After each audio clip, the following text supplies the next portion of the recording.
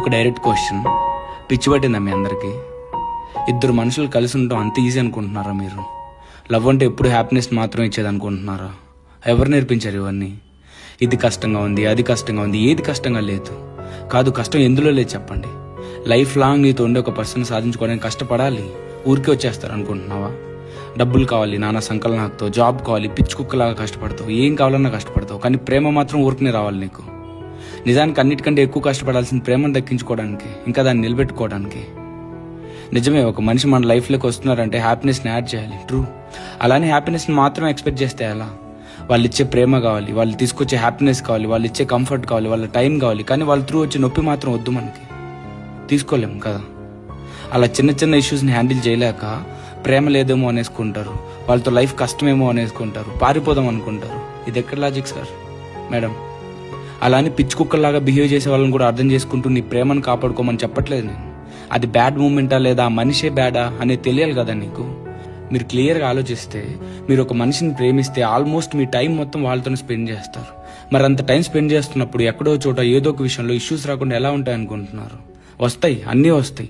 మధ్యలో చిన్న చిన్న గొడవలు, ఒకరినొకరు డిస్రెస్పెక్ట్ చేసుకోవడం, మిస్కమ్యూనికేషన్స్, ఆక్వర్డ్ సిచ్యువేషన్స్, ఇంక ఇది సెట్ అవ్వదు వదిలేద్దాం అనుకున్న మూమెంట్స్, కనీసం మాట్లాడుకోవడానికి కూడా కంఫర్ట్ దొరకని రోజులు అన్నీ వస్తాయి.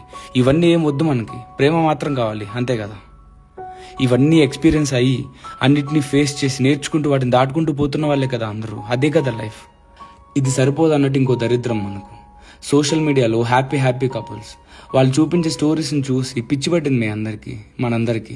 ఒక రీల్ చూసి మా వాడు ఎందుకు ఇలా లేడు, లేదా నా పిల్ల ఎందుకు ఇలా లేదని కంపేర్ చేసుకుంటున్నారు, డిసప్పాయింట్ అవుతున్నారు, రాంగ్ ఎక్స్పెక్టేషన్ పెట్టుకుంటున్నారు తప్ప మీ వాడు నీ కోసం ఏం చేస్తున్నాడు, నీ పిల్ల నీ కోసం ఎంత చేస్తుంది ఆలోచించట్లేదు మీరు. They only share good moments అండి.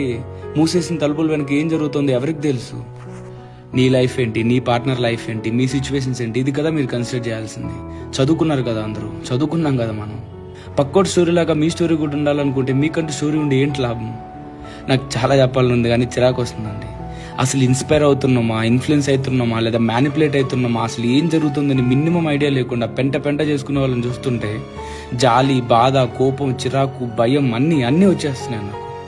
నన్ను అడిగితే ప్రేమ కూడా కొన్ని కనీస అవసరాలు ఉంటాయి. ప్రేమలో ఓపికగా ఉండాలి. ఒకరినొకరు అర్థం చేసుకోవడంలో ఉంది బ్యూటీ. ఒకరి కోసం ఒకరు అడ్జస్ట్ అవ్వడంలో ఉంది బ్యూటీ. ప్యూర్గా ఉండటం, లాయల్టీ, ఇన్నోసెన్స్, అవసరం వస్తే, ఒక మూమెంట్ వస్తే నిన్ను దాటి తన కోసం ఆలోచించగలగాలి. అందులో ఉంది బ్యూటీ. అదే అందం. అదంతా పక్కన పెట్టి లెక్కలేసుకుంటూ కూర్చుంటున్నారేంట్రా జనాలు బయట.